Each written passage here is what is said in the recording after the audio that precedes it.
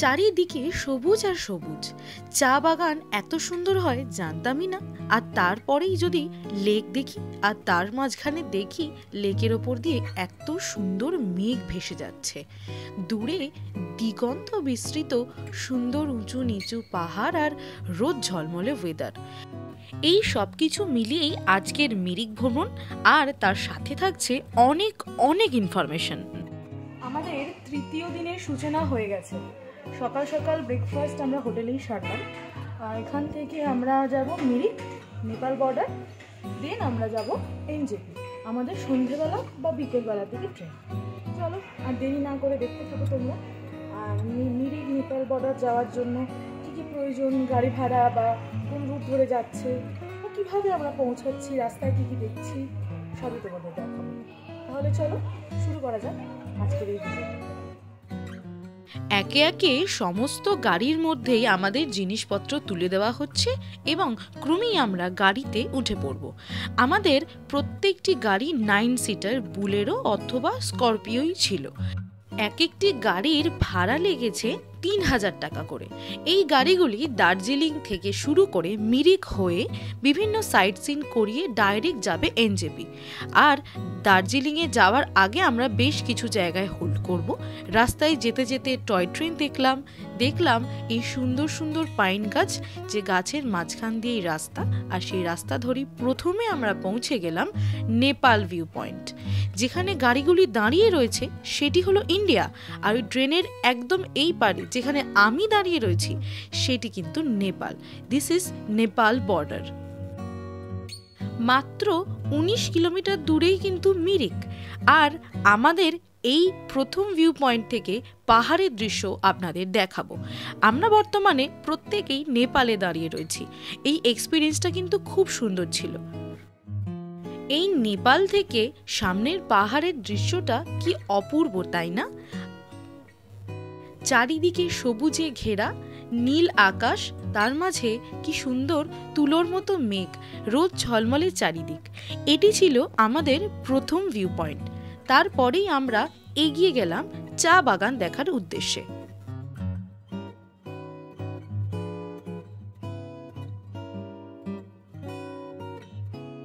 আগে আমরা যে ভিউ পয়েন্টটা গেছিলাম ওখানে কিছুক্ষণ স্টে করলাম, ছবি টবি তুললাম। আর এখন আমরা আবার একটা খুব সুন্দর চা বাগান দেখতে এসেছি, ওখানেও কিছুক্ষণ স্টে করব। আমরা কিন্তু ডাইরেক্ট মিরিক যাচ্ছি। মিরিকটা কনফার্ম যে আমরা মিরিকটা যাচ্ছি। তো সেক্ষেত্রে এই চা বাগানটাও কালকের দেখা চা বাগানের থেকে আরও সুন্দর সুন্দর, পরিপাটি, গোছানো। আর ওয়েদারটা যেহেতু ভালো লাগছে বেশ দেখতে। তোমাদের চা বাগানটা ঘুরিয়ে ঘুরিয়ে দেখাচ্ছি। আর এখানে আমরা একটি দোকানের সামনে হোল্ড করেছিলাম। এখানে রয়েছে বিভিন্ন রকমের চায়ের ফ্লেভার এবং বিভিন্ন নামি দামি কোম্পানির চা। এছাড়াও বিভিন্ন খাবারের ব্যবস্থা এখানে রয়েছে, শুকনো খাবার তোমরা চাইলে এখান থেকে সংগ্রহ করতে পারো। এরপরেই আমরা চলে যাই আমাদের main destination Gopaldhara tea garden. চারিদিকে তখন মেঘ আর রোদের খেলা চলছে, তার মাঝেই এই সুন্দর সবুজ চায়ের বাগান কি অপূর্বই সুন্দর লাগছিল দেখতে। দূর থেকে দেখা যাচ্ছিল কখনো কখনো মেঘ ভেসে যাচ্ছে। আর আমরা ক্রমশ এগিয়ে যাচ্ছি আমাদের চায়ের বাগানের ভিতরটা এক্সপ্লোর করব বলে।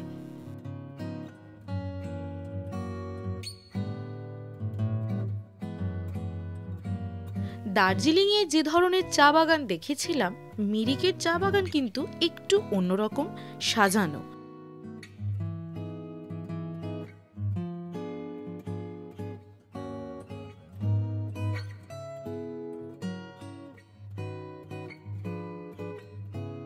এখন যে চা বাগানটা দেখছি, এই চা বাগানটার ভিউজটা অসাধারণ। মানে ছবি তোলার জন্য আদর্শ একটা জায়গা।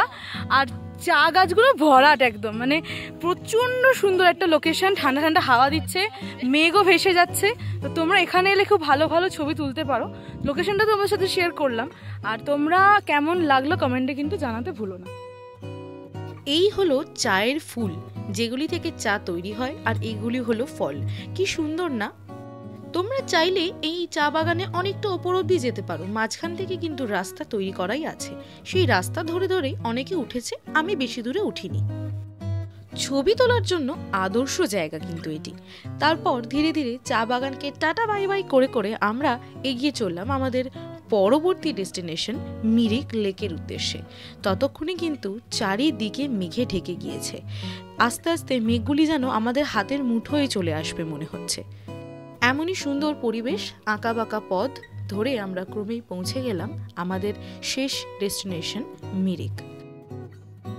মিরিক লেকে যাওয়ার জন্য বেশ কিছুটা হাঁটা পথ অবলম্বন করতে হবে, তবে লেকের সূচনা কিন্তু এখান থেকেই হয়ে গিয়েছে। আশপাশটা জঙ্গল, তবে যত আমরা লেকের কাছে এগিয়ে যাব ততই পরিবেশটা আরো সুন্দর হয়ে উঠবে। আমাদের দার্জিলিং ট্যুরের লাস্ট স্পট হচ্ছে মিরিকের এই সুন্দর লেকটি। খুব সুন্দর ফটোজেনিক একটা জায়গা। এখানে আরও অনেক রকম অ্যাক্টিভিটি আছে, যেরকম বোটিং আছে, তোমরা ঘোড়াও চড়তে পারো। সেই সমস্ত ডিটেলস তোমাদেরকে বলবো এই ভিডিও।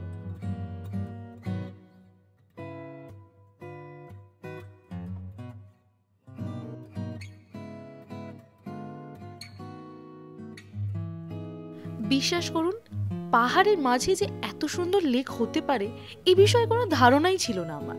তবে স্বচক্ষে দেখার পর সেই ভুল আমার ভেঙে গিয়েছে। কি সুন্দর পরিপাটি করে সাজানো, আর এখানে কিন্তু প্রচুর হোটেল রয়েছে। আপনারা চাইলে মিরিকের জন্য আলাদা একদিন ভ্রমণের ট্যুর রাখতে পারেন। আপনারা চাইলে ঘোড়ায় চড়েও সম্পূর্ণ মিরিকের লেকটি পরিভ্রমণ করতে পারেন। সেক্ষেত্রে এক একটি ঘোড়া সম্পূর্ণ মিরিক লেকটি ঘোরাতে কিন্তু 1200 টাকা করে নেবে, আর একটা ছোট্ট রাউন্ড দেওয়ার জন্য 320 টাকা। তারপরেই এই ব্রিজটি পার করে আমরা এগিয়ে যাব ভেতরের মার্কেটটি দেখার জন্য। আর বলে রাখি, এখানে কিন্তু বোটিং এর ব্যবস্থাও রয়েছে। সেক্ষেত্রে প্যাডেল বোট আছে এবং মোটর বোট আছে। 200 থেকে 800 টাকার চার্জেস লাগে, ডিপেন্ড করছে আপনি কীরকম ধরনের বোট নেবেন। টোটাল 30 মিনিটের রাইড হয়। অ্যারাউন্ড 1.25 কিলোমিটার পর্যন্ত এই বোটিংটা করা যায়। এবার ধীরে ধীরে এই ব্রিজ পার করে আমাদের এগিয়ে যেতে হবে মার্কেট দেখার উদ্দেশ্যে। মার্কেট কিন্তু যথেষ্ট বড়, আর নানা রকমের জিনিস এখানে পাওয়া যায়, খাবার দাবার থেকে শুরু করে বিভিন্ন রকম পোশাক আশাক।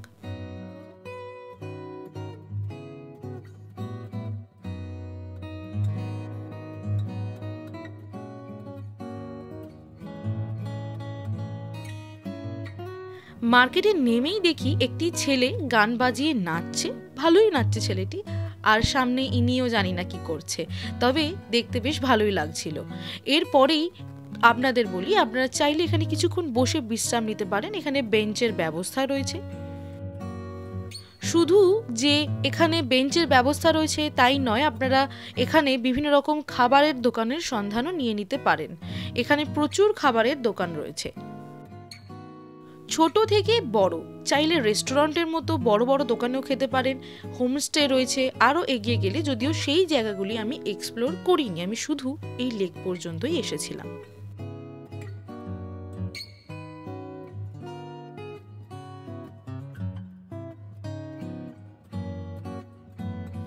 এই লেকের আর এক সাইডে রয়েছে বিশাল বড় পার্ক, আর এক সাইডে রয়েছে ঘন পাইন গাছের অরণ্য, বেশ সুন্দর দেখতে। এই নীল চালাগুলির নিচ থেকেই কিন্তু বোটিং করা শুরু হচ্ছে।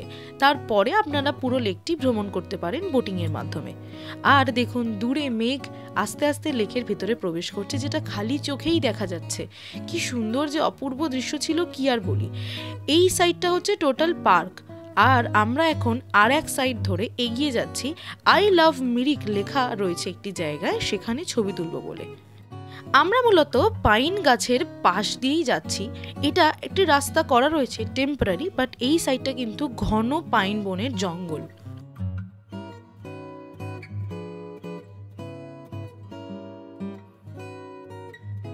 এই অপূর্ব মেঘে ঢাকা সুন্দর লেক, পাইন গাছে ঘেরা উঁচু নিচু রাস্তা দিয়ে হেঁটে আসার প্রধান উদ্দেশ্য হচ্ছে এই আই লাভ মিরিক লেখা রয়েছে এই জায়গাটির সাথে ছবি তোলার জন্য। এছাড়াও এর পরে আমরা একটু এদিক ওদিক ঘুরেছি, পাইন বন কিরকম হয় সেখানকার ছবি টবি তুলেছি। মিরিকের লেকটা দেখলাম, অসাধারণ জায়গা। পুরো মেঘ আমাদের সামনে দিয়ে ভেসে যাচ্ছে। এরপর এখান থেকে আমরা ডাইরেক্ট এনজেপি যাব, তার কারণ আমাদের ট্রেন আছে 5:55 ট্রেন। চলো গাড়িতে যেতে যেতে কথা হচ্ছে। আমাদের সমস্ত গাড়ি লেকের বাইরেই রাখা ছিল, আর আমাদের গাড়িতেই আমাদের লাঞ্চ রেডি ছিল। তো এখান থেকে লাঞ্চ সেরে আমরা ধীরে ধীরে এগিয়ে যাব এনজেপির উদ্দেশ্যে, চা বাগান, মিরিক লেক এবং সম্পূর্ণ দার্জিলিংকে টাটা বাই বাই করে। চারিদিক যতটা কুয়াশাচ্ছন্ন, তার থেকেও বেশি কুয়াশা আমাদের সকলের মনে। তার কারণ আমাদের এই সুন্দর মুহূর্তগুলি ধীরে ধীরে শেষের পথে। বলতে পারেন এই 2-3টে দিন আমাদের জীবনের সেরা অধ্যায় হয়ে থাকবে। সারাটা জীবন না ভোলা কিছু স্মৃতি, কিছু মুহূর্ত আমি ক্যামেরা বন্দি করে নিয়ে চললাম আমার সাথে পাহাড় থেকে আবার সমতলের দেশ আমার কলকাতায়। ধীরে ধীরে আবার যে যার সে তার কাজে ফিরবো, থেকে যাবে এই সুন্দর মুহূর্তগুলি। তাই আপনাদের সাথে শেয়ার করলাম আমার এই জীবনের সুন্দর মুহূর্তগুলি। সকল দর্শক বন্ধুকে অনেক অনেক ধন্যবাদ। আপনারা জানাবেন কিন্তু আপনাদের কেমন লাগলো। আমাদের ফেরার ট্রেন ছিল উত্তরবঙ্গ 5:55, যেটি পরের দিন সকাল 6:30টায় শিয়ালদায় পৌঁছে দেবে। আপনাদের সাথে আবারও দেখা হবে আমার অন্য কোনো ভ্রমণের জার্নিতে। ততক্ষণ দেখতে থাকুন, সাথে থাকুন এক্সপ্লোর উইথ তানিয়ার। সবাইকে অনেক ধন্যবাদ।